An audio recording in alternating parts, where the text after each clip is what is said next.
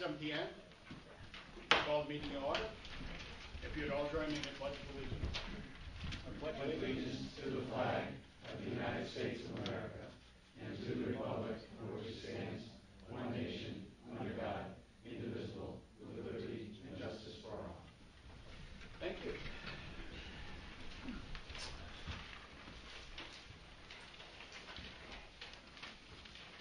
Item 3, public comment. Would there be public comment this evening? Dan? Dan Lucia, 145 Woodstock Avenue. This is a quick comment, by the way. I noticed under your petition to communications, D, there's a letter from Attorney Saino regarding Bowl Street. Can I get a copy of that letter, please?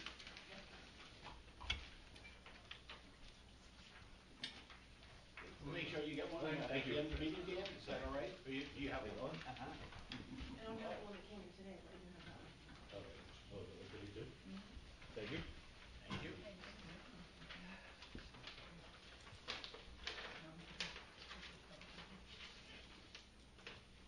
Would there be further public comment this evening? Yes, sir. Thank you, Doug Cutler Jr., 36 Edmund Street. Just very quickly, under new business, item B, establish a charter revision study committee. Exactly which items in the existing charter are you looking to amend or revise? Renee? Yeah, Let's yeah, cover that I'll later. cover it later. I'll bring it up, Doug. Yeah. It's not what you think it is, I think. Yeah. What do I think it is?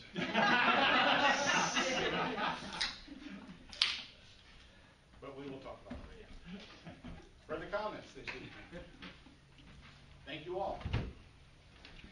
Item 4 is approval of minutes. In your packet, you have the minutes from November the 5th, 2012. What would be your pleasure? Motion to approve is presented. I have a second. I have a motion and a second. Discussion.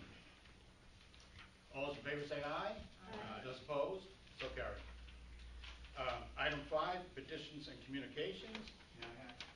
Yeah, I'm sorry. Would it be possible if you would move to add an correspondence to the agenda? It's a November 19th letter from Town Attorney St. Hodgins regarding the Woodstock Avenue issue with the fence. Okay, you want to add an item to? Yeah, add it to the petitions. Please. And I'll have further comment under D. Motion to add the letter from Attorney Saino regarding the fence issue. Would I have a motion and a second? Discussion? All those in favor say aye. Aye. Those opposed? So carried. In your packet, you'll find a letter dated October 29, 2012 from Wheelabrator regarding the solid waste tonnage report. And I talked to Doug a little bit about that report, and we continue to see ash come to our landfill on a steady basis. So I believe we're in good fiscal shape there. Letter dated October 29, 2012 from Wheelabrator regarding the discharge monitoring report, September 2012. The report is available in its entirety to be reviewed in the mayor's office during normal business hours. Item C is a letter dated October 29, 2012 from Wheelabrator regarding the discharge monitoring report. Again, a copy of that report, I believe, is in your packet. Item D is a letter. Could I? Yep. Selectman Sinay had asked previous agenda follow-up in terms of the response from this. Do we ever get anything back in terms of DEEP response to the letters that Wheelabrator sends in? I'm still waiting to get that information back from Don Musial. So I just want to let you know. Yeah, I was just going to answer that. But I We haven't still forgotten. got issues. In a normal case, Doug, to the best of your knowledge, do they, I would assume if there was issues in regards to the pH being above normal and everything else, and they have to report it to DEP, anything above normal on a lot of issues. If they report it, I would assume that DEP would send this back soon. Right. Okay, I just. Sometimes it's like a chloride. Right. We get a lot of letters about chloride Right. that being over the exceedance, but that they've never been able to prove that to be from the landfill. It's something either naturally occurring or it comes from another source. So that's something that's sort of like a background in terms of that's always going to be. But some of these things are one-time occurrences, and that's I think what you would want to see that DEP followed up in terms of whether Wheelabrator or the operator of the landfill But I still see the responded responders with their pH though. Right. Second month in a row. Right. pumps aren't, sludge in the pumps aren't catching up with each Catching up, other, so, right. that's So why. that's one of those things that they do, would want to get we'd want to see a response from DEEP. So Okay, thank you, Doug. you're welcome. Item D is a letter dated November the 9th, 2012, from Attorney St. Ange regarding Bull Street. Which I forgot to put in the packet, and that's what you'll have in there. Yep. And if I can take just a moment to read the letter. On Thursday, November 8th, 2012, I received a telephone response to my letter to Attorney O'Connell. I indicated to him that the board's position has not changed, and he indicated that he would be consulting with his clients and getting back to me, so. And I have a response. You do, okay, Doug. Okay. All This right. is, again, dated the 16th from Attorney St. Ange, and it's to my attention, and it's, I received another phone call from Attorney O'Connell. He asked if the town would be willing to allow the fence to remain in its present location, if the Perrys were willing to acknowledge that it was on town land. I informed them that I didn't believe so, but I would inquire. I did indicate that it would be much easier to suggest such a resolution if the Perrys were to sign a formal license indicating their fence was on town land and could be removed by the town on 3 months' notice or similar provision. He did not seem keen on that, but he said he would check with his client and get back to me. So I'm just bringing that to your attention, but I think, unless I'm mistaken, your intent is that be removed. I don't know, it would be my intent that we reclaim the land as rightfully ours, and let that be that, Doug. How, did you say 90 days yourself to his attorney? Or No, I didn't say it. Bill, did you? Bill suggested it, so. Okay. But 90 days ago put us in the winter, so we won't have to pull it out unless we pull it out the ground out. But that would, the indication is that we're not agreeable to that, from what I'm understanding here, so. Well, we're not giving them 90 days? No. All right, good. Our position hasn't changed, and I don't think it'll change this evening. No, I don't think so either. At what point did Bill indicate to us, Doug, that the town should, I don't feel the town should be in violation to go hook and sinker to pull it out, as far as I'm concerned at this point. Did he say to hold off on us taking any action in town until he gets back to us? I think this is the last step. He's been pretty strong in terms of indicating that the board's position has been all along is that the fence be removed and the town reclaim the property. So now I think that's That's a dead it issue. should be in, right? Would the board, and this is a question to you, Pete, would the board have to make a motion to physically remove the fence by a highway department, or do you think that there's enough information? I think there's enough information we can proceed on that basis. Next meeting, I will make a motion. I just want to get the board, I don't want to surprise the board anymore, but I think the time has come for us to move on before the permafrost gets in the permafrost, the frost gets in the ground. And the next meeting, I will make a motion to remove that fence to this board, and hope we get a second and we move on. I think the time has come for it. And hopefully, Attorney St. Ange will get back to us and just reaffirm, what we can exactly do, I guess, is what I want to say. So, yeah, it's time to move on. Yeah. I agree. Doug, did you have one more item under Yes. petitions and communications, item E? This is a November 19th letter to me, and it's in regard to Woodstock Avenue. I believe it was 110 Woodstock Avenue. Yes, 110 Woodstock Avenue. Dear Doug, my office is, and this again from Attorney St. Ange, my office has done a review of Chapter 823 of the issue of boundary line fences, and the statutes as referenced by the Attorney General office clearly do exist. However, in my almost 40 years of municipal practice, I've never seen these statutes applied to actual problems. Generally, these matters are primarily a boundary line dispute between neighbors and are resolved either by a definitive survey or legal action between the parties. In my view, these statutes were relevant when the selectmen would actually go out and walk and inspect the fences, because the fences at that time were almost mandatory to separate one set of farm animals from another. While I would be happy to meet with the board or a committee of the board to discuss this further, it seems to me that in substance this is a dispute regarding private right in which selectmen do not have, in this day and age, any particular experience or expertise. To give you an idea of the archaic nature of these statutes, the provision for compensation for selectmen for services as fence viewer pursuant to 47-44 is $2 for each day's service as fence viewers. Unfortunately, the statute does not provide further guidance as to whether or not the fee should be prorated if less than a full-day fence viewing is undertaken. The general statute 47-45 does provide that in a town where the town meeting is legislative body, that the selectmen may appoint a super person or a committee of 3 persons to perform such duties, and may provide for payment of fees therefore which shall not be less than provided by section 47-44 or $2 per day. The statute seemed to go back and forth between may, which is optional, and shall, which is mandatory unless the court finds otherwise, but I'm not aware of any case law in the last 100 years in which a court has found an affirmative duty on the part of the selectmen doesn't take offense to you. Again, I would be happy to meet with the board or committee of the board if they wish to pursue this matter for Attorney St. So that tells me we stay away from there. We don't, we. That's right. Doug, can you make sure that we all get a copy of that? Yes, I will. Each member of the board gets a copy of that as well, please. Can Would there be Pete, further can questions that- of Doug? Pete, how did that come up that they knew that statute? The Attorney General referred it to them. If you refer it to one individual, one party, One party. that's abbreviated in one cell. Maybe some towns still do it. Who knows? I think up to that point, the town's position had basically been that this was a private matter between the parties. And this person went further and checked with state agencies and came across the Attorney General office and he referred them to the statute. And they gave him quite a bit of a packet on it. Information. That's the packet basically that he received. Well, yeah, they say we go back to the state's attorney and tell him if he wants to prosecute, pick it up.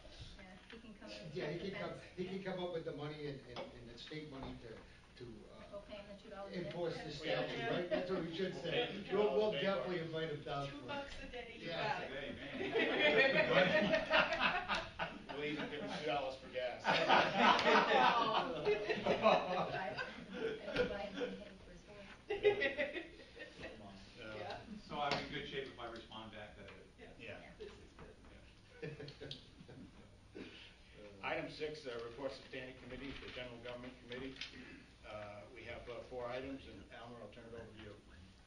Doug, have we heard anything more on Yes, this? we have heard back from the town attorney, and we're in the final stages of getting the final, well, not the final drafts, but, you know, the next final drafts Okay. available, and they will be available for the selectmen at next meeting. Okay, now, We should have a general government committee. yeah, we do, because we have to bring in some people to Some make people, sure right. everybody is, if there's anything else that needs to be Right. changed. So, okay, so we'll just set up, once we have that, we can set up the meetings? Yep. Okay. Very good. Thank you, Doug and Almer. Item 7 is reports of special committees, the Wheelabrator Contract Review Committee update. We didn't have a meeting last week, we didn't have a forum, however, there are drafts going back and forth between attorneys, where they're close on the issues that will then be presented to the, once there's a forum available at the next meeting.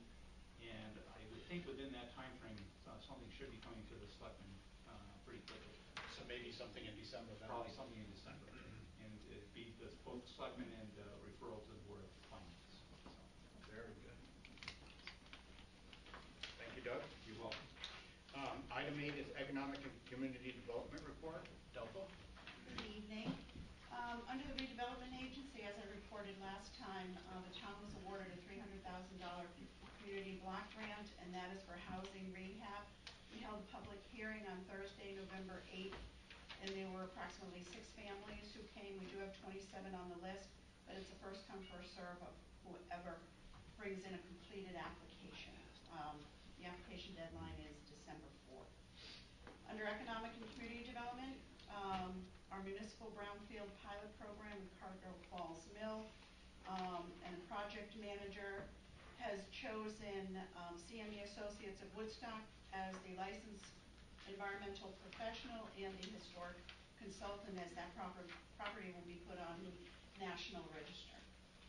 The selected firm will be responsible for completion of the necessary hazardous building materials survey, including but not limited to lead, PCBs, and asbestos-containing materials, and removal or demolition of targeted buildings.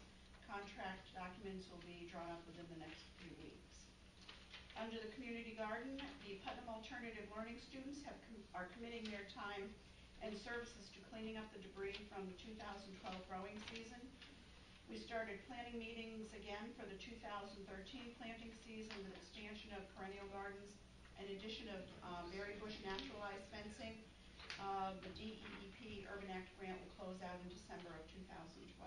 We have actually quite a few more committed applications for this year.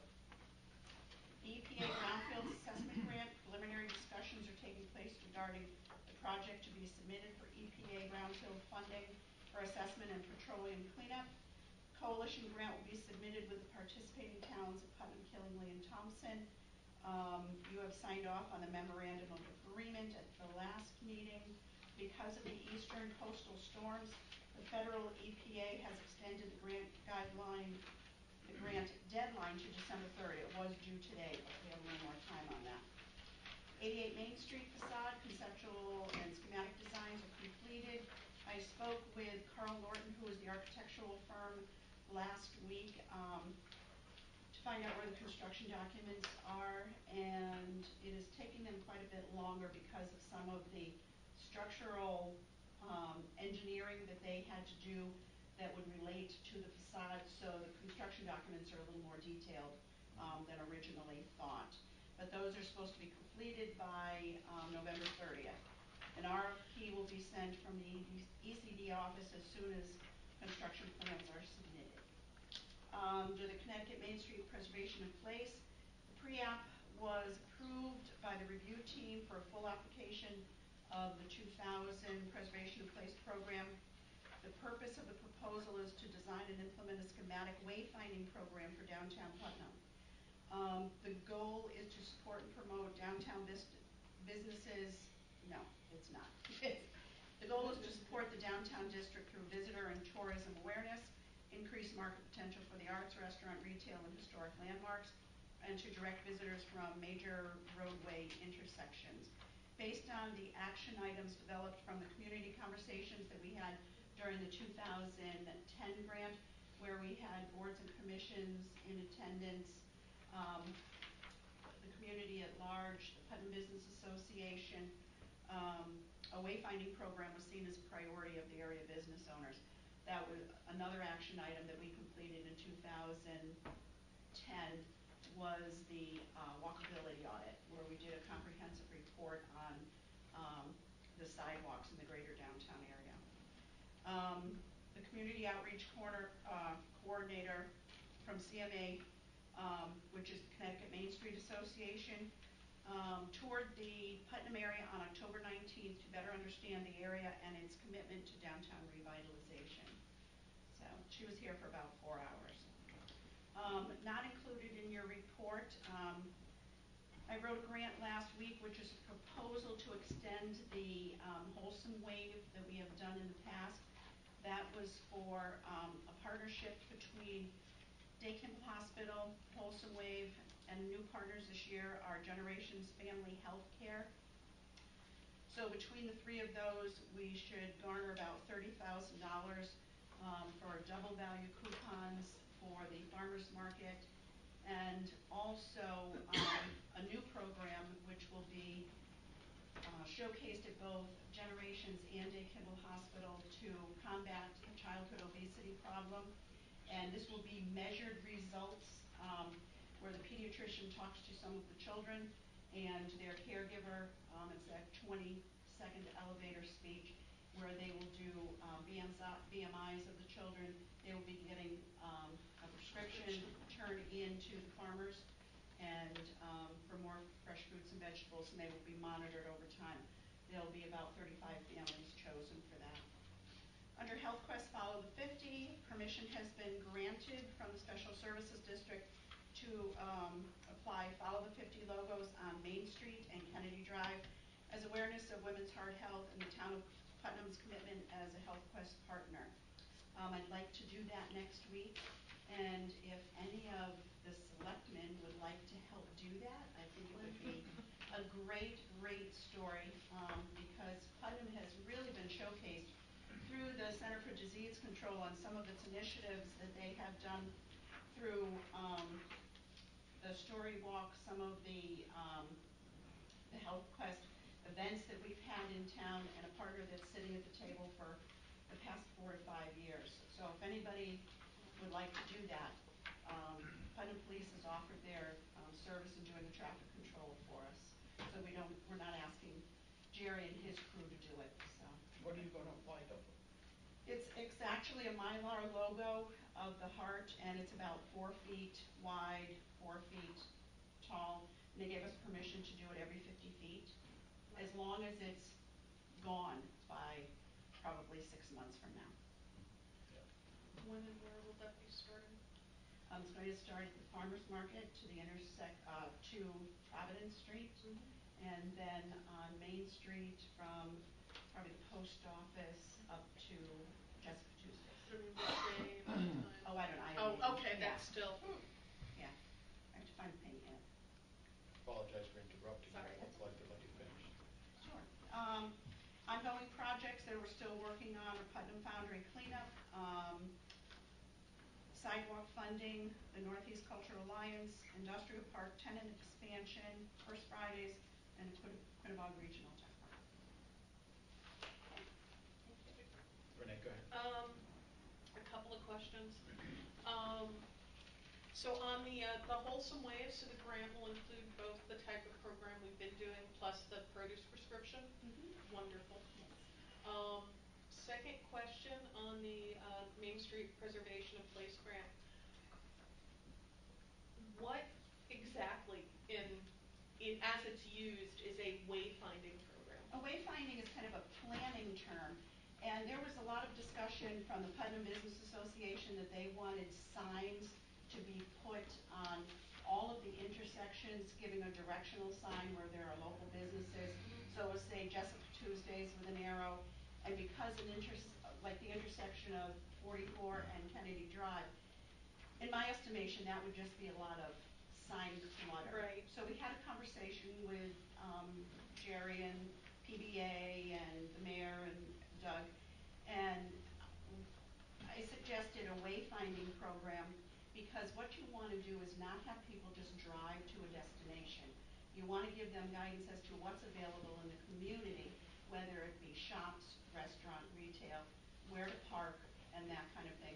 Because you really want people to walk past all of the businesses, guide them over to South Main Street, onto Providence Street, and that kind of thing. And then you don't get all the sign clutter that's there. No, but the Business Association, I know I attended a couple hearings and we talked a little bit about this, and I can't remember, but the Putnam Business Association, as we know, supports this program. Yes, Now, the wayfinding program. the wayfinding Yep. program. Now, if I understood right, a while back we had trouble with the state about putting the signs on the state roads.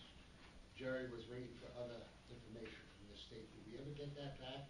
That if it does become available, that we can attach them to the state signs or put up our own signs? You remember if we got any answers back yet? I don't know if Jerry did. And one of the things about this wayfinding system is not going to work everywhere. It'll work in the downtown area. But if you look at, and we took a drive to Killingly to see how they did their program. There are some intersections where there's no one who could read all those signs. Yeah. But there are certain businesses that may be in East Putnam, West Putnam, where they may be off the beaten path, and you may want a directional sign for that. So that's still something that needs to be looked at for some of the businesses that may be off the beaten path or not, clearly in our downtown area. But they're still thriving businesses and they're part of the community, so we want people to know about them. Now, I don't remember, did the Putnam Business Association say they would fund any part of this or assist in funding other than their expertise in regards what they would like, if I remember right? They talked about it, but I don't remember how the discussion went. Yeah, this grant that is applied for is mostly for the design, where the best area to put them in and that kind of thing. When it comes to construction, we're gonna have to look for some funding there. But I think the Putnam Business Association is clearly in that conversation. Oh, yeah. Absolutely, yeah. Over on the community garden, the participants or the mini farmers, are they from that area only, or is it from all over town? We focused on that area, but Kathy from Daily Bread, she has a lot of the clients from Daily Bread who would really like to participate, so we're inviting a greater audience. Yes, absolutely. Can you sum up the success of the garden this year? It's, for the first time out, and we only got it in July because we had to take some of the soils out, have them tested by the state for volatiles, and those kind of things. So we really got a late start. All of the plants were donated, all of them. And one of the concerns was because of all the plants donated, we wanted to make sure to get them all planted.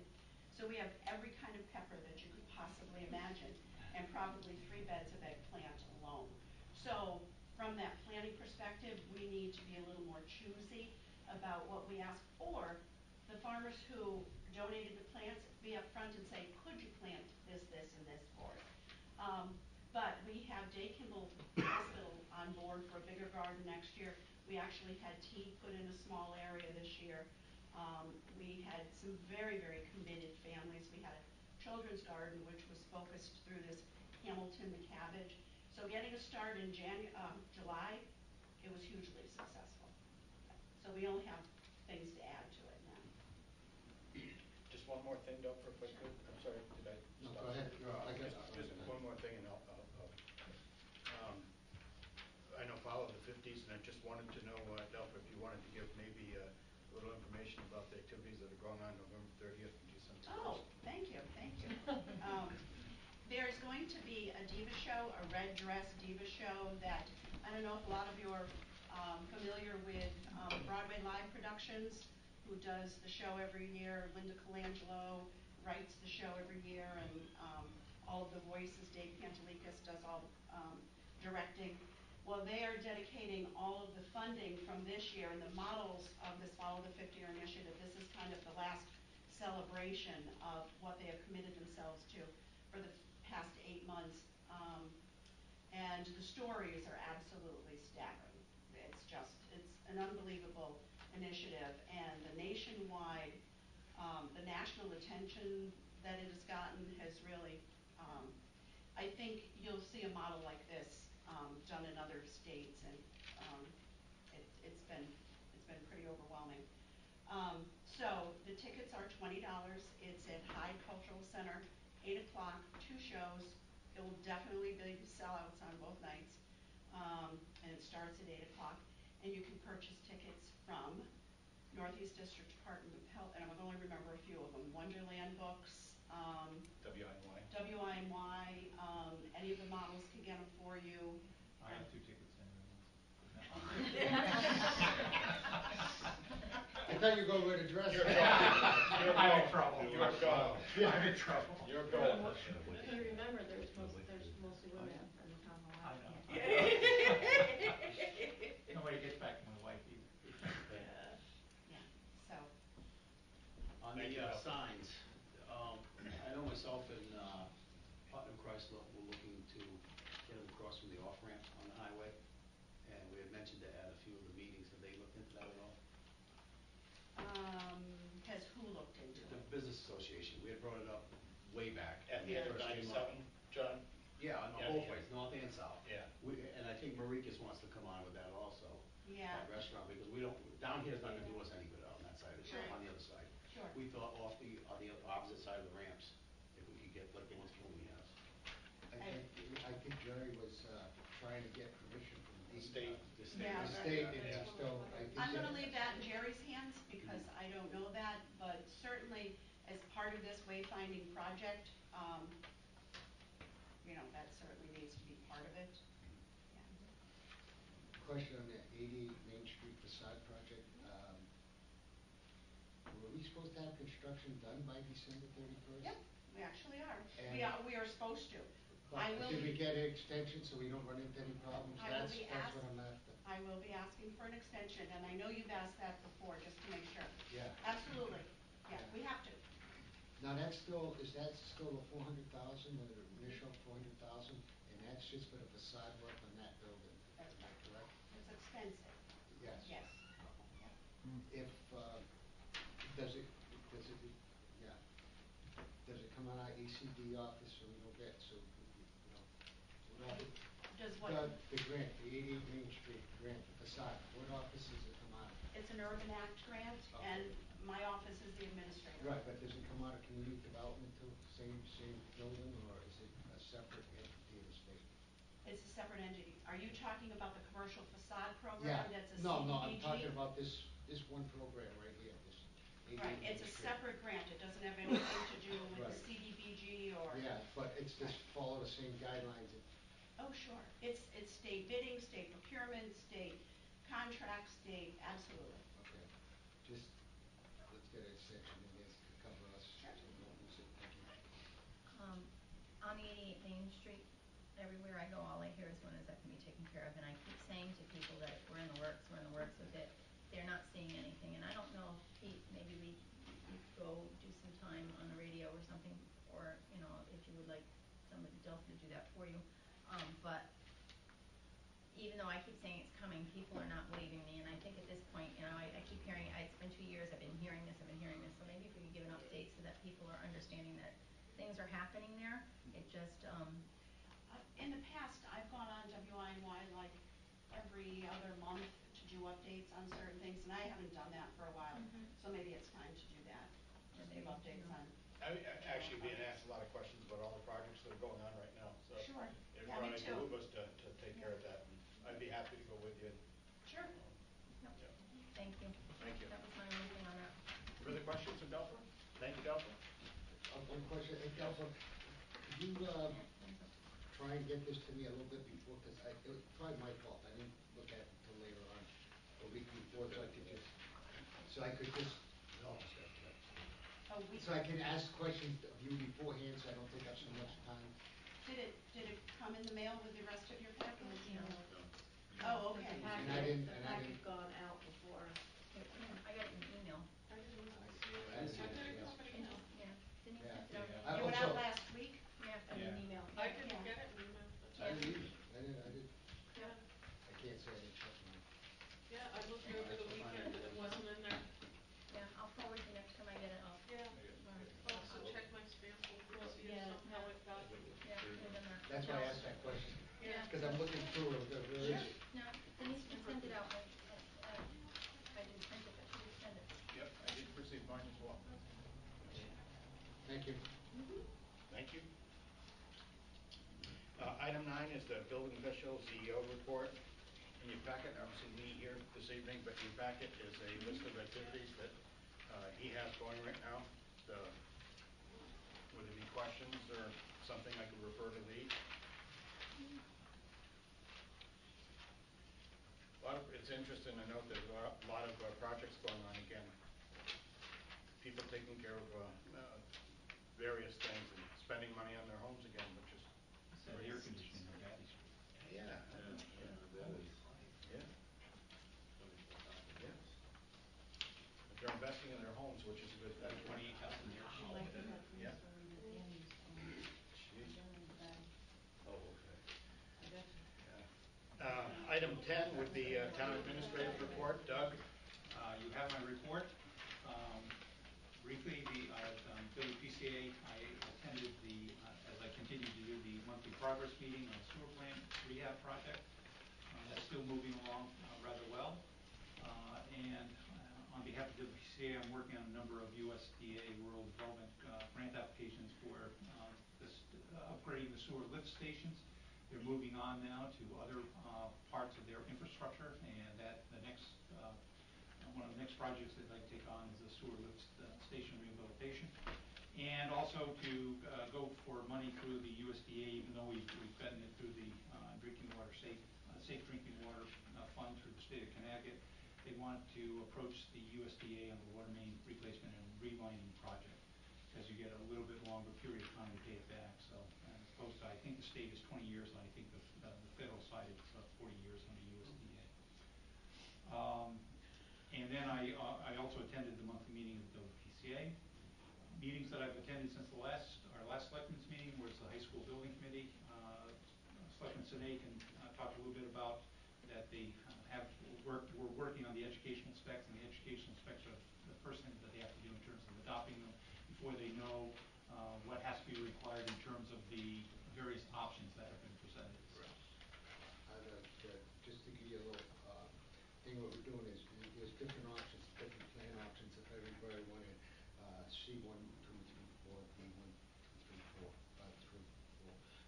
We're looking at different options in regards to the funding, what's available for funding, in regards to, do we wanna move the superintendent's office into the school itself or back to the school? And,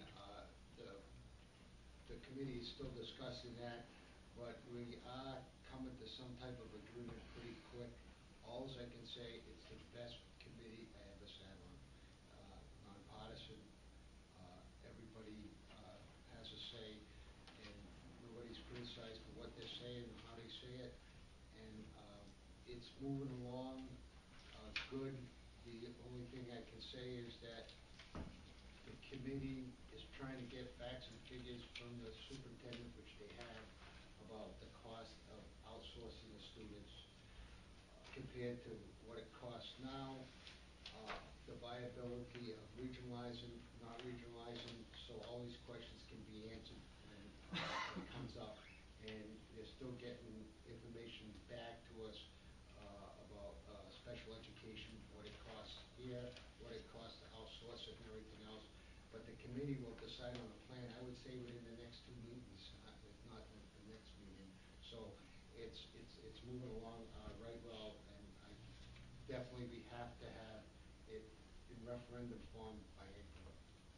So that's what we stand. In order to go for funding. Right, in order to get into the EODC Form 45, whatever it is, we gotta have it in place by, by July 1st next year. And Bonnie, I think you're referring to, there's different levels of reimbursement, Right. depending on the usage of the building. Yeah. Whether or not we have other Right. entities. Right, I think at the last that we got was 73% on the renovate as new. The other new parts of the building that was built in 96 I forgot what, 87, the other one or something like that? 86, 87. Those are the areas we're looking at to probably move the superintendent's office and use the other existing areas. That funding, they talked about it, but they weren't. I think it was half of the 73, so it's like 34%, 36, something like that. And it's based on the public and the present population of the school system. Right. And what happens is we have about 20,000 square feet that wouldn't come under the funding, renovate as new. Right. And that's where the issues come in. Well, the issues come in because, like you say, the funding, they're down to, actually, the last count was 299 or 300 students, okay? And what's happening is, initially, when they were looking at the initial plans, it was for 320, the maximum being 360 students they projected. And what they're doing now is going on, they have to go on to 300, but they understand that there's other things they're looking into, like a magnet school to go into the hospital for healthcare purposes. In other words, trying to help students get healthcare, like drawn blood radiology and different things to try and get some state funding in regards to that, and make a program available to the student to see if they can bring students into the area with that program. So they're working with the hospital. So that's pretty interesting. That's something that they're looking into, and they're checking with the state. And they're also checking with the Board of Education Woodstock to see whether it's possible that they don't have to, they select Woodstock Academy to be the sending school for the high school, but they don't have to necessarily select the academy. It's not like it's a public school like Putnam High is, so they're having discussions with the Board of Education in Woodstock about bringing students, Woodstock students to Putnam. Very good. And then the Ashland Financial Liability Committee, I talked a little bit about that, and the Generations Board. One other thing I'd like to bring up under the meetings attended, even though I didn't attend the meetings, but the Library Building Committee has gone through a architectural consultant selection process. They've come up with their top 3 candidates. They are going to the Library Board to have it confirmed which is their top candidate, and then they will begin negotiations with them, and then they'll hire hopefully their top choice, and they'll be off to the the design and discussion about consideration of space needs for the library. I have a long, lengthy thing here on the Eastern Connecticut Sustainable Communities. I've reported in the past that basically the three council of government districts in Eastern Connecticut, that's the Southeast Connecticut Conference and Council, Northeast and the Wyndham, are the main partners along with the Eastern Workforce Investment Board and some of the other social service agencies. And there are 6 major communities, Putnam being one of them, that are part of this Sustainable Communities group. And so that process is proceeding under a grant from the Department of Housing and Urban Development. And the purpose is to come up with a regional plan of sustainable development.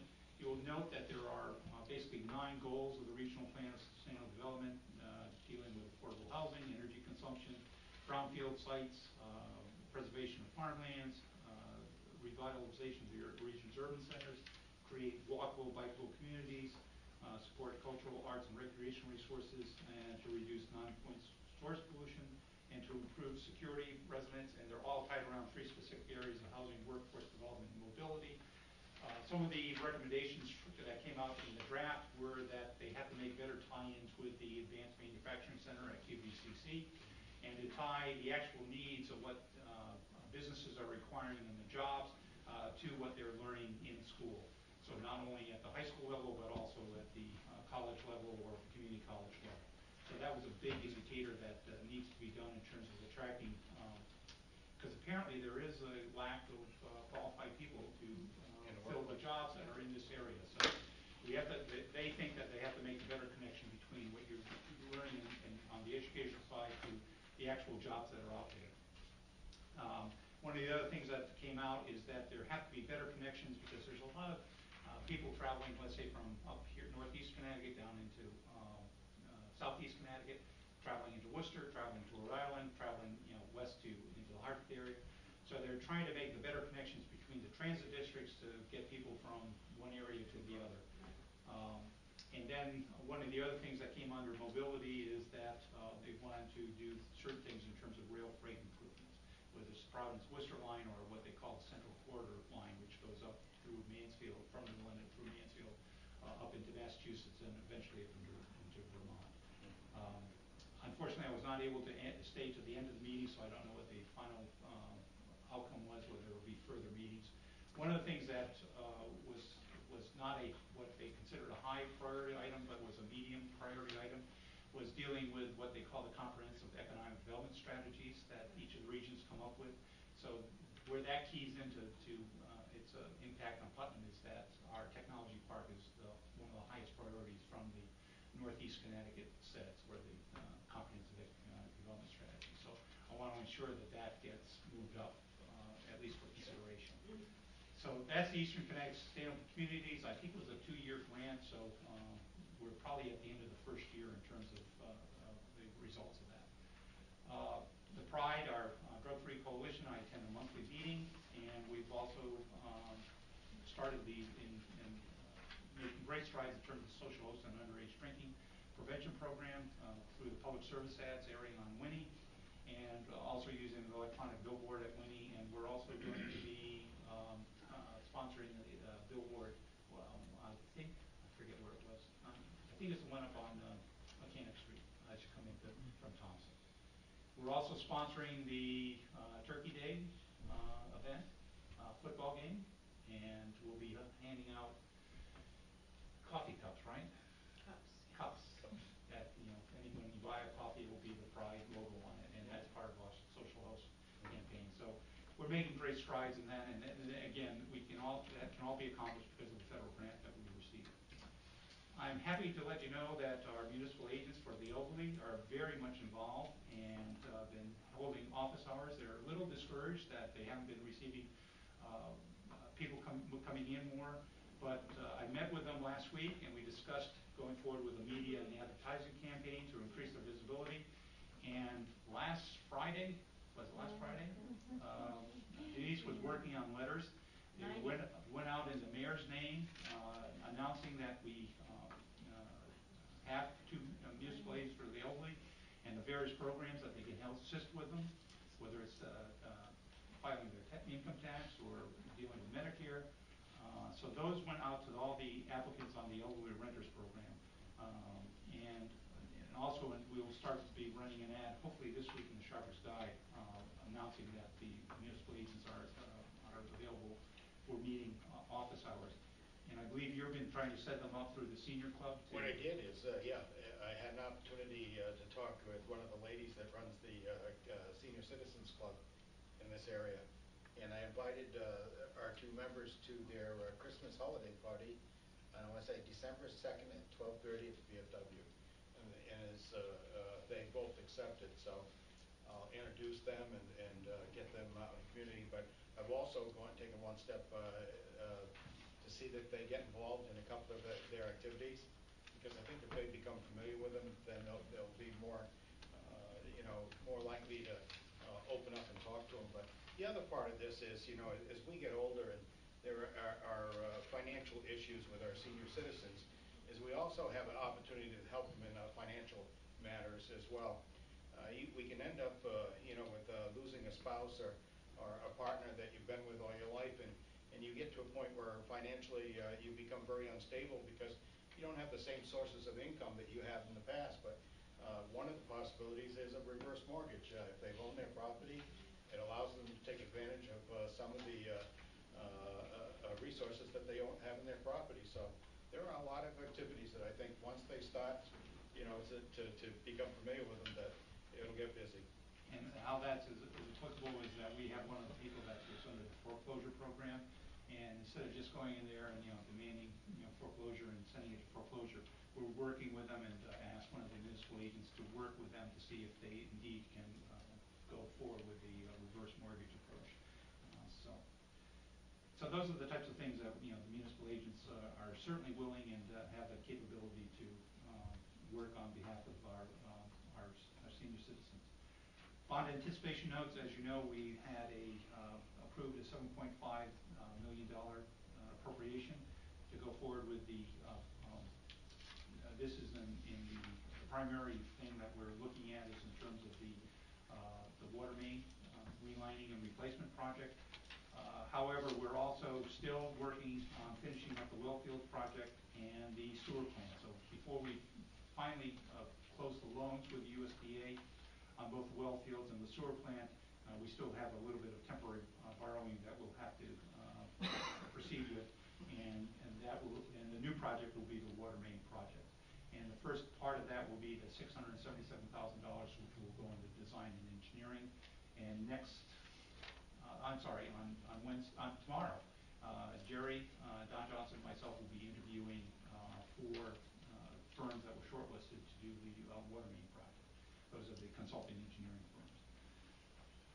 And then we'll have to go forward with the bonding authority because our current temporary borrowing ends in middle of January, so we'll have to get new authority at that time. Paul and I are already working on the official statement that has to be updated to go forward with that, and so we're on track in terms of making that sure that gets completed before we have to go out to the bond market in January. Emergency management issues, I'm pleased to announce that I attended with Ed Perrin a training session to learn about the state web EOC program. And again, this is the web-based emergency management system where you can share reports and obtain state status reports. Very interesting, the fine-tuning that you can do in terms of how to use that system is some of the things that we've learned today. So we'll be in a much better shape, not going to make that we don't want to have an emergency, but in case we do, we'll be in better shape in terms of dealing with through the web EOC. And I just wanted to report one thing to add on the foreclosure process, that the demand letters had gone out and that they had to respond back to the revenue collector with a deadline of last week. And if they didn't respond to us, then we proceed immediately to refer these issues to an attorney. However, a lot of people did come in and try to work things out. So I'm not exactly sure what percentage of the total foreclosure properties that we have, but I'll get a better understanding than that shortly. So that completes my report. Sorry it was so long. Questions of Doug? couple of questions, both on municipal agents for the elderly. Is there any fuel assistance money in there that we're aware of, or? Yes, in fact, the application process has already started. There's a tiered system that you start out with applying through Access, and then it eventually ends up, and this is normally towards the end of the heating system, where like an organization like Daily Bread might be able to help out, because once the federal funding is gone, then there's something left. And if we have a really wicked winter, might be in the case where we did was last year or the year before. Last year we had some difficulty, real difficulty. And what we did is we allocated under our social services account $3,000. We had allocated that for fuel assistance. So we'll continue to do that. So, and that's another thing. I'm glad you reminded me of that. That's one of the programs that we should get more information out. That if anybody needs assistance in terms of where to file for the fuel assistance, then we can provide that information. And the agents would handle that? That's correct. And then they would contact that? That's right. Access. Set up appointments for them to hold that. So Okay, good. help them with, if it's income, if it's based on income eligibility, then, what do you need in terms of bringing that in, the types of information available. Second thing, bond anticipation notes, as they go from like construction bonds, temporary notes to permanent notes, 20 years, I don't know what they're going out for. Is the percentage rate lower than anticipated initially? Yes, much lower, 2 points. 2 points lower. So We were anticipating one case, one loan through the USDA, we were anticipating 4%, and we're around 2% with that. Okay, so And the long-term, looking out, it looks good in terms of that continuing to be lower. now does that save the town any money, or It won't save the town any, it will save the ratepayers money through the. they'll come back on the total bond initiative? But if we go out to bid on we go out to construction on the school, then it will save us money. That's right, yeah. Okay. And the bridge, if we ever get the And bridge. on the bond anticipate, I mean, Oh, that's the a 2%, grant. if they save it, it's gonna be back to the users. In other words, the total bond issue is what, what was the initial bond on the sewer plant? 18.8 on the sewer 18 plant, it was 3.5, let's say, on the well field, and this one is 7.5 Yeah. on And- the Relining. relining. And we already got the money for the engineering on the temporary bonding? That's correct. That's a correct? That will be in this temporary borrow. Right. Because we're gonna pick the firm, and we already got the applications signed off by the state to go forward with it. It's just we have to now select the engineering firm and have them start the process. But the permanent bonding for the well fields will go to the 20-year, or? We've already closed on the state portion of the grant and the loan and the financing we received from the state for the well field. What we're waiting on is the USDA portion. Of And the that will be a bond? loan, it won't be a bond. Oh, So it'll be a we'll, loan. once we do the bond anticipation notes, once we close on the project and finish it up, then we close on the loan with the USDA. And that will be the case with the sewer plant. Sewer plant too, right? Okay. Doug, on the library study committee, are they gonna stay in the existing plaza, or is that the plan, or are they still? They're looking at basically either staying at their existing site or hopefully maybe in the existing block. There's land that we own and actually Mr. Healy owns at the north end of the plaza. But I guess one of the architecture firms came in with a proposal. The way they presented it was, 3D version of what you could do on site. So, Pretty neat.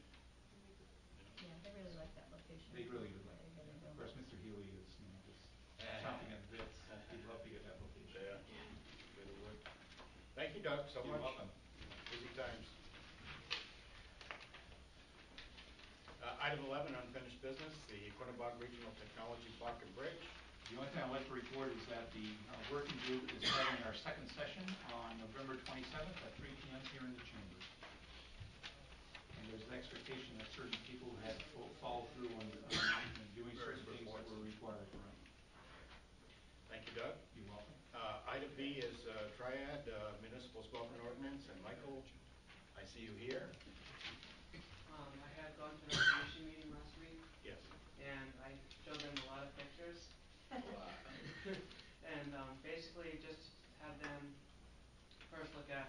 where they would like it, and then they would say, then they said, go back to Northeast Rivers Department of Health and see how big the sign's gonna be, how much is it gonna cost for them to do it, how much, signs they would want, and then we would go back to recreation and say, this is what, I'll put the pictures of the signs on the pictures I took of where they wanted, and then I would go back to you guys and say, this is what recreation wanted, what do you, and Pam, and I love them, and, go back to you guys, and then, You have to go back to the special service district Yes. as well? Yeah. Yeah. Very good. I spent a little time down at the park, and I was kind of disappointed at what I saw as litter and butts all around our performance area. It really surprised me that people were doing that down there. yeah, But keep up the good work. thank you. Thank you, Michael. Item C is the Omri use recommendation. Doug, I know you've worked on this. You have, further down, you have two items concerning the Public Facilities Study Committee and also a consideration of a armor use agreement between WPC and the town of Putnam.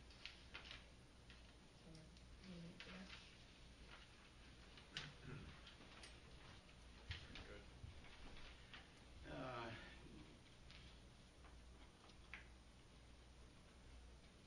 All right, item D is prioritization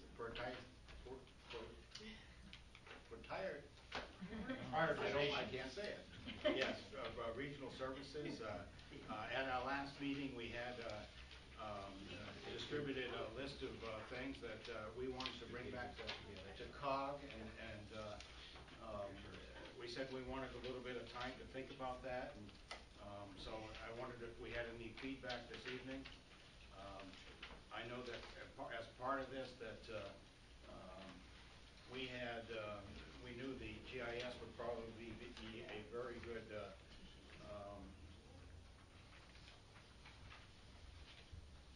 pass that along.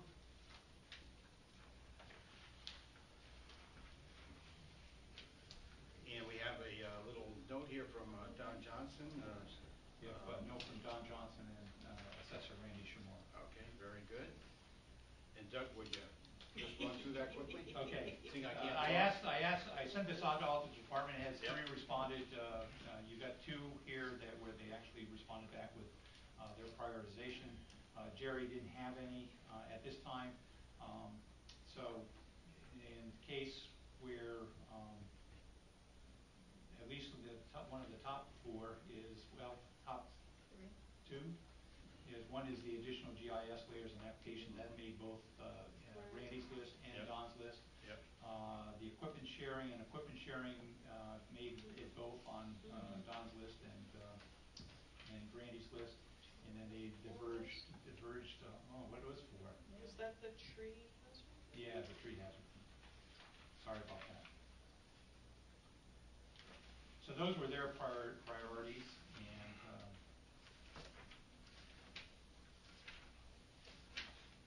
and of course Don came up with number 2 with the alternative fuel study. Yeah. That is a bigger deal going down the road, you know. Right. Yeah. You know, with our energy efficient vehicles and having some charging stations. I've already had some inquiries pertaining to setting up our charging station, or 1 or 2 here in Putnam. During a recent car show, small car, electric car show that we had here in Putnam, we were able to utilize the library and Cargo Chevrolet as charging stations for the people that come in for a meeting. So I have one young fella from Pomfret that is very interested in seeing Putnam put in a charging station here in Putnam someplace, and so that is something. But the other part of things is, you know, we have a great deal of our commercial fleet now, and fleets going to natural gas vehicles, you know, that are much cleaner running. And just to give you, golly, a couple of things. I know that there are in the future that there'll be more gas vehicles, natural gas vehicles, lower emissions. I understand, and I'm not don't know the technical stuff, but with a gas-powered, maybe John does, with a gas-powered vehicle with catalytic converters. I think it basically eliminates a catalytic converter because it burns so clean. Can you Well, add to that, John? they're running it, a lot of places are changing over to natural gas now for it. The only issue I think we would find in this town is, if you put a fueling station in for large trucks, good traffic situation. We have issues now, so I know that Frito-Lay wanted to come into the industrial park and put something in, and how much that traffic you want running on these roads, that's gonna be an issue. I've done a little exploring as well within the region, and I know there are natural gas fueling stations. One of them is in Worcester, near UMass. There's one in Warwick. There are several in Massachusetts, northern part of Massachusetts. Several in, I think, the Providence area. Just give you, and I'm not quite sure that there's anything here in Connecticut. The only station that I knew, John, that was available was a Safeway station in Brooklyn. Had a station, and I happened to be there one day, and this gentleman was there, waiting for a natural gas, and I was thinking to myself, what the heck is he doing over there? You're at the wrong pump. But he had an automobile that was an English vehicle, it was a Morgan, and the Morgans, as you know, were vehicles that were made wooden frames. In that regard, that they couldn't have a catalytic converter. So he was filling his vehicle there, so it was pretty neat to see that. But anyway, I don't know how you prioritize this, and maybe I said it right that time, but the GIS, I think, is a real interesting thing, and it's something that, we should probably, I would see it as being number one here, but above and beyond that, I'm waiting to listen to you, and we'll get back to COG with our ideas. Anything, John? I'll start with you. We'll around the horn here. Any priorities in your mind that you'd like to see on this list? I like the road repair and schedule, the GIS you're speaking of? Yes. Yeah, the road repair and schedule. You'd see that as number one? Mhm. Yeah, okay. Anything further down on the list, John, that you saw that was interesting to you? With the septic fields near the community wells, which we don't have an issue with that over there, do we? Not at all. No, I don't believe so. No, the tree hazard I like. Yeah. Because we have a lot of overgrown trees out in East Putnam still, over a lot of power lines. Not so much down in here, but out there's a lot of stuff moving over stuff. Ronnie? I definitely believe in the GIS and their applications. I would go more towards the permitting after that, but I'd I'm have sorry, to the get what? the permitting service. Permitting. Okay. Automatic permit tracking systems. I think it's a good idea, whether we can do it locally, it probably makes a lot of sense too. I mean, it wouldn't take much to set up a tracking system with a permit, with a time frame and everything else on a computer, that you could use a simple system. So, but tying it into with the GIS layers and applications, I think it's a must. As long as we're doing this town, we got public facilities, water and sewer that we can mark out, and gas lines and everything else. Yeah. So I think it's a It makes great sense, system, yeah. yeah. Owen? I just, GIS, and the tree hazard, those are the two I had, number one and two. Alma? I had, GIS, the permitting tracking system, and then the tree hazard. I like the GIS system. The other one I'm interested in is equipment sharing, but again, I think NECOG has to be all in to be able to do this. I mean, they're talking about the repair and maintenance of whatever thing they purchase. So I just don't know if the 12 towns are ready to participate. Sometime in the future, I see that. Renee? I'm also putting GIS at the top. Next, I would put the alternative fuel, research, then permitting, the tree hazard, and the equipment sharing. Although I can see the equipment sharing coming before the tree hazard, because once you have the equipment sharing, you can all better address things like the tree hazard mitigation, so I could see those. One being the cart and one being the horse. I'm not sure which is which. I think we have 3 items we can submit at this point. Yep. And thank you so much for putting in some time with that. Again, I think these are wonderful ideas, and Yeah.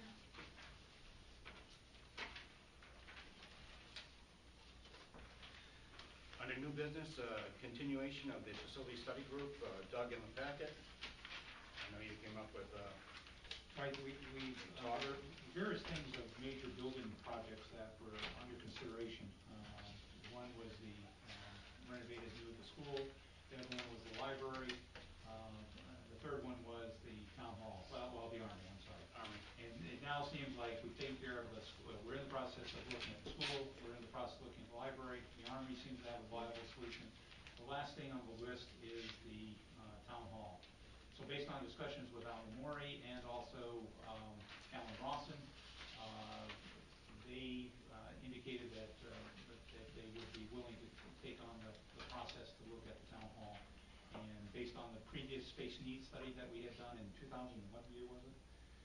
Whenever, it was a long time ago, 2001, that, let's take on the last public building that seems to be left out there, which is the town hall, and continue and have them continue to look at that. so in effect, what we need is a motion to allow the committee to continue on with the town hall. It's as simple as that. That's right. Amend their charge, look at the town hall. So moved. Have motion, who's the second? I'll second. Second, Alma? Discussion. Discussion, if we appointed a committee, approved, the populated committee, facilities committee in 2011, and in 2012, this board extended it to April 15, 2013, so, I mean, I don't see where we already got. I think we wanted to extend, to amend it to the scope of the Yeah, town hall. the charge has changed. Yeah. That's what the problem is, and that's what I was just gonna say. I think we have to, as a board, address the charge, because the charge was basically the armory. So that, No, it was on buildings for the capital plans, the original charge, well, it may assist in develop feasible studies, for use of studies of buildings and building projects which are part of the town capital improvement plan. well, So I think they want a charge. They want, because the original, when they all sat down, and I wasn't there when it first started, but the main focus at that time was the armory. Being that the other buildings were, I'm just Yeah, I'm just saying that. You don't have to shake your head, I'm just telling you what my history is. And Yeah. Doug Cutler here can probably help us a little bit more if he gets permission to speak, because I wasn't there in the beginning. But the last meeting that I recall, it was kind of said that the armory is over now, the high school's being taken care of. Where do we go from here? Do we disband? Do we wait? What do we want to do? I thought, yeah, but I'm not gonna argue the point, I'm just saying that we got a facilities committee in place to look at the buildings. Let him, I mean, and that's what, he actually asked us that, what's the charge of this committee? Right. You know, he's still got a charge, we charge to rental. I think he also said that he would've, he wanted to hear that charge, and he wanted to make sure that it was to continue. So, I could be wrong, but, the last time. Doug, do you have anything to add to that? It's clear that we know, based on our first meeting that we had, which was again back in probably middle of 2011, that we're called the Putnam Facilities Study Group, not the Armory Study, Putnam Facilities Study Group. And we understand that we could be tasked with looking at any facility within the town of Putnam that's owned by the town of Putnam. I personally don't think that we need to have an amended or revised charge because it's already part of our charge. So that's just my own personal opinion. Well, the chair You could tell us. The chair was here asking for that, and that's why this is here. So I think that's what this basic thing is that the chair is asking for a charge, a different charge, because the charge that was specific as of late was the only thing left is the town hall. I think his point was, do we want to continue with that? We're going to wait and see where everything flies with the decisions of all the other things that are happening with the high school, because that's what happened last time. They started, they moved, they did whatever, and then things changed. So I think, and Alan's not here, he said he'd come to talk if he needed to, so I'm kind of talking for him, but I think that was his point. There's so many things up in the air. Do we continue do you, Yeah, but the thing is, you don't wanna charge them in one building.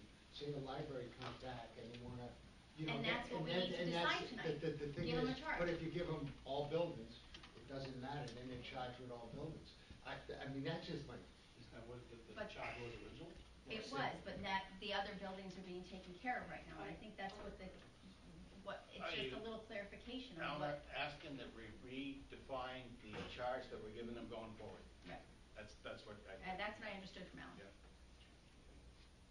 Well, I don't know if it necessarily needs a vote, but I would say it's a consensus of opinion on the Board of Selectmen that they continue their job in Oh, I agree. looking at and the all town hall. buildings, not just the, because That the library's satisfy- gonna come up. Yeah. The When library's was still the gonna date come on, up. when was the date, Pete? April 13th, April of I mean, 2013. April 13. 2000. And you want it done by January, so they're still in a hole. They should be accomplished. Yeah, I just think that, you know, we gotta charge, let's tell them, here's your charge, we'll have to, and I don't mind saying that, you know, we'd like them right now to look at the town hall and come back with a report by January something, I don't have a problem with that, because the committee's already in place. Yeah, Right. and Why I should would- we go out and pick another one by this adoption? Right. We could actually go out and pick another committee and slow down the process, because we already got people in place, that's just my, It's the same committee though. It is the same It's the same, committee. it's the same, it's the It same would- committee. Do we as a group, let me take a informal vote. As a Board of Selectmen, do we all agree that we should continue with the facility study group and concerning the town hall? definitely, All of you? definitely. Okay. I think that's all it is. Yeah. I think that's, would be, I think if we find that we go beyond April of 2013, Right. we'll take care of business then. But they've done a wonderful job to this point, and we'd like them to continue with what they're doing. Item B, under new business, is establish a charter revision study committee, and Renee and Doug, Renee, I'll turn the floor over to you at this point. Okay, and hopefully I will answer all of, or address all of Doug's concerns before he even gets to asking questions. Pardon? I'm sorry, I just, okay. What? You did have a motion and a second going, so you're gonna, somebody's Oh, did we? rescind it. Yeah. On the facility study group, we Yes. had a motion and a second. Who made the motion, Denise? Motion made by Selectman Lasko, seconded by Okay. Deputy Mayor Moore. Withdraw the motion. And we withdraw the second, Alma. Easy enough. Very good. Okay, so, as you may recall, for quite a few months now, I should say a few months ago, we began considering whether there are any revisions that we would like to have made to the charter. And, as some of you may know, to start an actual charter revision, it's a very specific process. There are very specific rules about who can be on the Charter Review Commission. There's a very limited time frame in which you have to look, or in which you have to work before you have to report back to the town. What some towns have done, I believe Plainfield has done, is to start sort of a fact-finding group before deciding whether to appoint a charter revision group. This is just called, it's a study committee. It's a group of people to sit down, to take a look at the charter, see what might we want to change, look at models other towns have used for changing their charters, consider potential ramifications of opening the charter. Basically, a group that will do the groundwork of determining whether we want to have a charter review go forward. They won't be making the decision whether the charter review will go forward, but we'll be taking a look into what we might want to do. For example, our charter talks about things like a jury committee and a welfare office, things that we simply don't have or aren't needed anymore. Those are sort of the housekeeping kind of details a charter review could address. The charter talks about a treasurer rather than a finance officer. Again, sort of a technical change, but it's a change that's not reflected in the charter. Other issues that have come up have been, do we want to separate zoning and building? For certain instances, do we want to make the Board of Selectmen the legislative body? We sort of do that when we give the Board of Selectmen the ability to approve grants.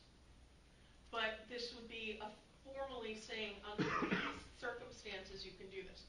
None of these are things that we would absolutely be having a charter review look at. But there are things that the kinds of things the study commission would consider, that look at things other towns have done, seeing what has worked and what hasn't worked in other towns, and determine whether we want to go forward with this process. That also be keeping an eye on whether there was a bill submitted, and I believe it passed in the Connecticut State Legislature, that says you can consider line item changes to a charter rather than reviewing the entire charter. The governor didn't sign that. The study committee could be keeping a closer eye on that, on where's that going, is it going forward again? If it is, what kind of support does it have? So basically it's just to, rather than have this be something that's on our docket that we keep looking at as something we may want to do, take that slightly more affirmative step. Would you agree with the way I put that? Wonderful. It covers it. No, I think it's a good idea. I think it's about time we just look at the charter. Exactly. You know, and the only thing is that I would like to see all the department heads and each selectman come up with different ideas, look at the charter. Because there's some in here that, you know, that Exactly. I particularly would like to see change. That's just my personal opinion. Maybe what I could do, Barney, is if we set up a committee to work on it, hold a meeting of every interested party, so we could spell out what our interests were in the charter. At a round table, Yeah, so round table. just sit down, discuss what's important to each individual department head or something like that, because right now, you know, that charter was adopted before, let me see, anybody was born in this room? Yes. You know, yeah. And I'm thinking probably even before that, send an email saying we formed this, we're going to be having this meeting, start thinking, you know. Or come up with ideas and suggestions for Right. the committee, so that when Exactly. they review it, they know where everybody is standing, so that, you know, because you get 20 people in a room sometimes. So if everybody is ready and organized, it will work well. Yep, exactly. And once there's a committee, we can do that. We have sort of a point person or a point group to be doing that, rather it just being something else sitting on Pete and Doug's desks, which I think they have a lot on their desks without this. And I think it's a good way to open up the discussion without putting anybody in the spotlight or right, no pressure. No pressure. Yeah. The study committee, if you went to an actual committee after for revision, A commission, I would think. it be a different group of people? Yes. Well, it could be, Probably. you could have certain people that, might want to stay on it, but it could be different people. Yeah. There are more specific rules when it comes to appointing a charter commission. It opens the charter completely. Well, no, not just that, but also there are specific rules about how many people it needs to have, how many of what party.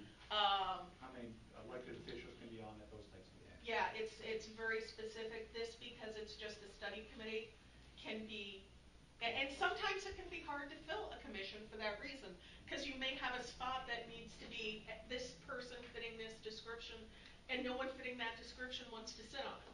This way, it can be more who has the skills and who we think would be good to help this process, and also who has the interest and just wants to help this process, even if they've never done it before. Has Bill looked at this at all? Not yet. Is he going to before we do this? We can do it, sure. I think Bill should take a good look at us and come in and give us an answer, so we can ask him questions. Sure. I'm not sure what you mean. Give him an answer on. Have him take a look at this, so he can answer questions of The we have idea. any. You The talk idea about of the it idea. and what, legalities are up. We can pass it by him, I'm not sure. I mean, we can. I don't know that he And might give this- us an opinion on what his thoughts are going forward with forming a committee. Yeah, Yeah, I mean, he's the town's attorney, so. yeah. Yeah, we can do that, and I'll have You it know, on the, if that's the case too, I think that we should just refer to the statute, just give us a copy of the statute on our next packet, on the thing, so, you know, we can read it. I'm fairly familiar with it, but, yeah. you know what I'm saying? Right. It'd be nice to, because the committee, I know what a committee, it's pretty restrictive. The commission, you mean the commission. review commission Right, as yeah. opposed to a Right, study right. committee, Yeah, yeah. yeah, so people, you know, could read the statute, familiarize themselves with it. Right. You know, that's all. Okay. Right, and understand the difference between Right. that and this. Yeah. All right, Yeah. very good. We'll see that that happens. Thank you. Thank you. So we need to table, or we're just gonna? No, I'm gonna carry it on to our next meeting. Yeah, we haven't had an actual motion yet, so. Item C is consideration of the Armory use, I'm sorry, I wanted to allow Doug to ask a question Oh. before we moved on. I don't know, Doug, Did at that the beginning of the cover? meeting, you had a question. Were those questions answered? Yes, thank you. Oh, thank you. I didn't mean to jump over you. Consideration of the Armory use agreement between the WPCA and the town of Putnam. And Doug, would you review that with us? Right, in discussions with the chairman of the Putnam WPCA, and going forward, based on the motion by the Board of Selectmen to authorize them to proceed with the project to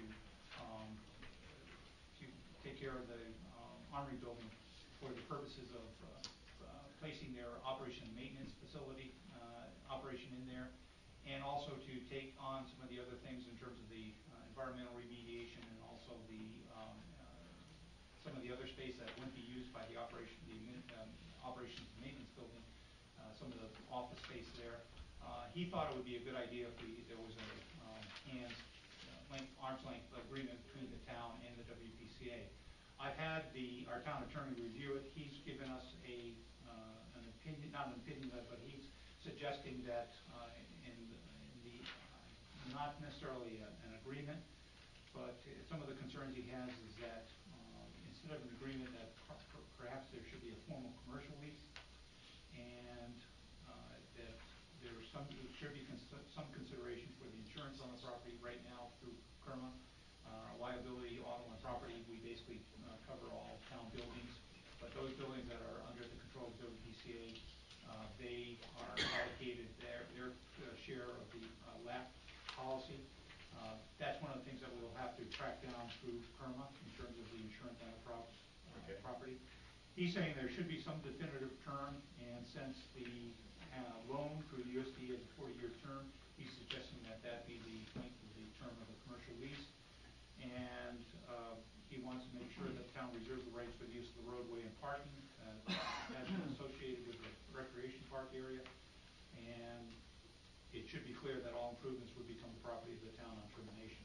So if there's items from Mr. Shaw's proposal and the town attorneys, we'll get those incorporated into a commercial lease if that's the feelings of the board. I know time is of the essence with all of this, Doug, so, if we're to move forward on it as quickly as we can. So if it's done on the basis of commercial lease, is that the feeling of the board? I think that's a good idea. Okay. Yeah. Now, the only thing that would bother me, would there be a stipulation in there at some point, say, like we're talking about the 1.2 million they got to renovate it? If it goes beyond that, who's responsible? Who's responsible, correct. Okay, to alleviate the town, at least, you know what I'm saying? Yeah. Because they'll say, okay, it's leased, let me see. Oh, by the way, the bill's now 1.4 million. We only got 1.2, so we're coming to you for 200,000. Right. That the maximum, that the town will not, the town itself, entity, the town, not the Water Pollution Control Authority, will be only, Right. good. If that's in there, then I might consider it. Okay. You don't want to extend our exposure any more than. No, that's the 1.2, exactly, no. the 1.2. Okay. Very I'll good. make sure that gets incorporated. Thank you all. Item D is our approval of bills. I make the motion we pay all. Motion, do I have a second? Second. Motion and second, discussion. All those in favor say aye. Aye. Those opposed, so carried. Item E, all other business lawfully comes before such meeting.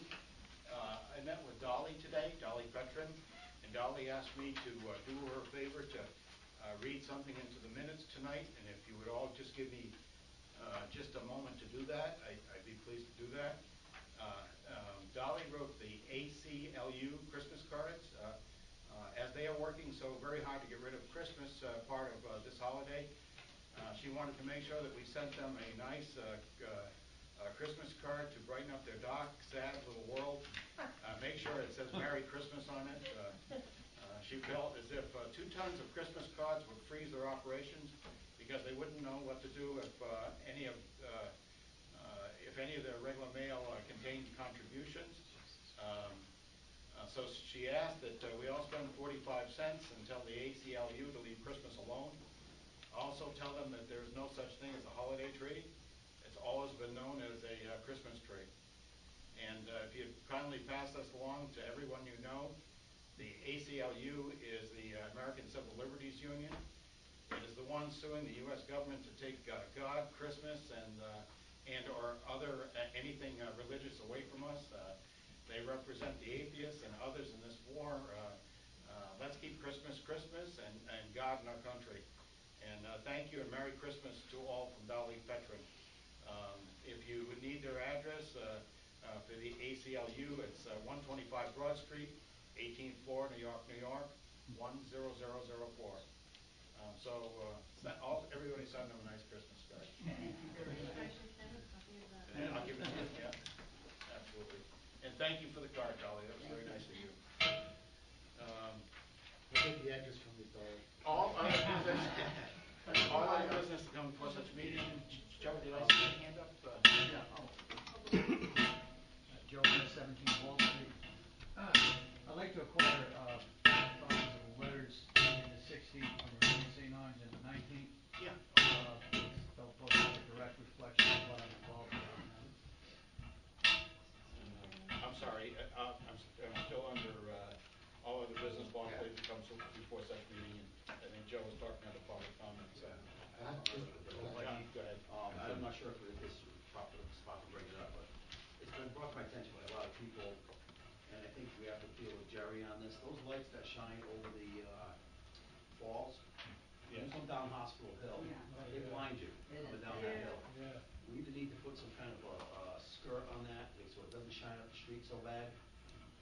Maybe they could divert some of that energy over to South Main Street, where we seem to have a light issue in the parking lot. When you come down, especially on a rainy day or something, they'll blind you. It is, okay. So I've got a lot of complaints from people, and they're asking me about it. So I mentioned at the zoning meeting, and I just mentioned it here, maybe somebody. Thank you, John. Coming down from the hospital, coming down from the... If they were actually on the falls. That's what I mean, just direct them to the falls. Yeah.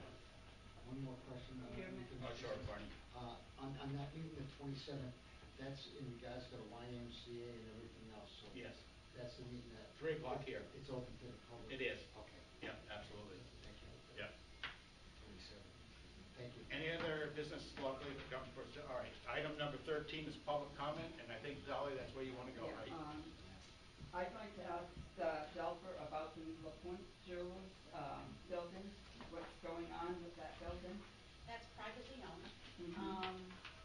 He originally, when we had the commercial facade program, he had asked for money through that, but the federal government has certain criteria, one that being that your taxes are paid up, and his were not then, and they're still not paid up. So he could not get any facade loan. How badly is it, how much money is owed on it? On his taxes, we'd have to check with the. Considerable, he's in foreclosure. He's in foreclosure. Each one of the foreclosures. He owed about $23,000. Correct. Further public comment this evening? Yes, sir.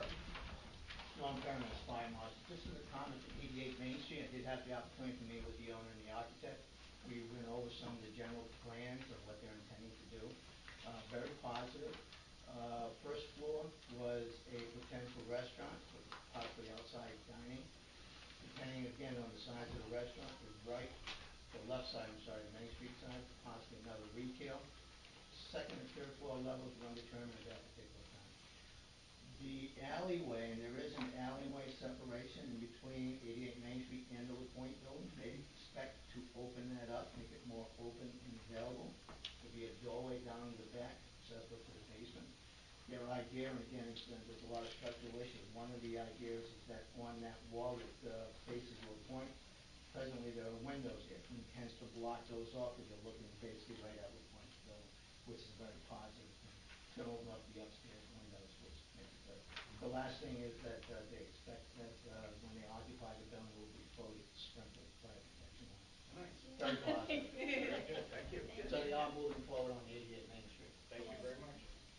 Further Did you go on the public radio comment? too? Yes, Kim. Hi, Kim Gilbert, 62 Ross Hill Road. I just have a quick question, Peter.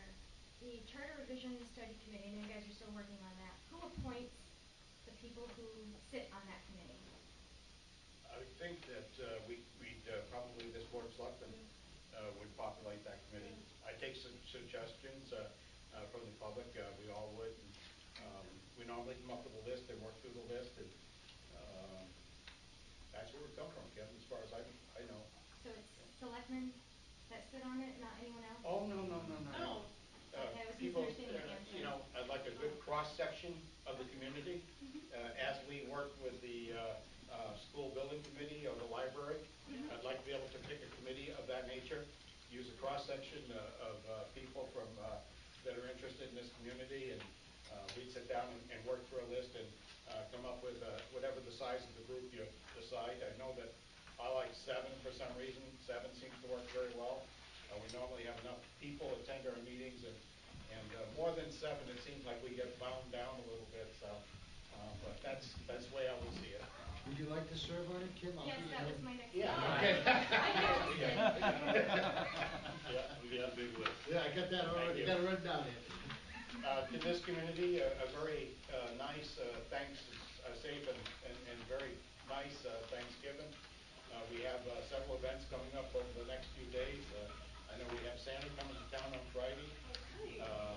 We know that we have the parade on Sunday. We have the turkey dip that occurs on Thursday morning. We have the football game that occurs at 10:30 at Murphy Park this year.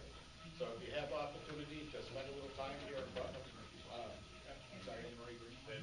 Yeah, and St. Marie, Green Hall, I'm sorry, Murphy Park, I think is the whole complex, but I am very thankful for what we have, and thank you to all of you for the hard work you put into managing this town. Mr. Steinberg. Don Steinberg, 423 Providence Pike. I have a question for, I'm glad Norm's still there. And Doug, you've attended some of the DCA meetings. My question is, last summer, when things were dry, I noticed that they were talking about the wells and getting wells going. Now here we have in November, what seems to be the problem? I don't hear any more about the wells. They had to do a series of testing to draw the water out to test the capacity of the wells. So they're at the process, and it has bearing on the Quinnebog and also there's Culver Brook. And so all that data has been compiled now and has been submitted to the DEP. So that's where it stands now. So hopefully, you're right. There was supposed to be in the time frame of about September that we were hoping to actually have our both our diversion permits from the Little River on the treatment plant there and also on the well fields. But because of the extensive testing that had to be done and the considerations from the state coming back to us to modify those tests or to fine-tune those tests, that's where we are now, that they continue to have to do the further testing, and those results have been provided. So we're hoping, I hate to say when now, but we'd like to have it certainly before the end of the year, but hopefully at least at the beginning of the year. There's no possibility that that might run into more money? No. Okay. Actually, I think at one point, Don, when we had the water shortage, the DEP had some considerations of letting us draw some water from one of the wells. So that's not the issue. It's just that their permitting process is the issue at this point. Thank you. Thank you. Just one clarification. In regard to all the wells we have there, the concern is the drawdown factor in each well influencing everything else. So they want to make sure that we don't interfere with that drawdown before they allow us to come in. But they have allowed us to one point. Thank you. Item 14, adjournment. Would there be a Before you motion? explain the gavel down, who was the 2 members from the board that were the treasurer committee interested for you. We have 4 candidates. And I would like to start the process, if possible, next week. Next week, so we gotta look at, There is a foot, uh, Can you schedule a? what night are you? I'll check, I'll find out. Item 14 is adjournment. Would I have a motion? to So adjourn? moved. All in favor, say aye. So carried. Thank you.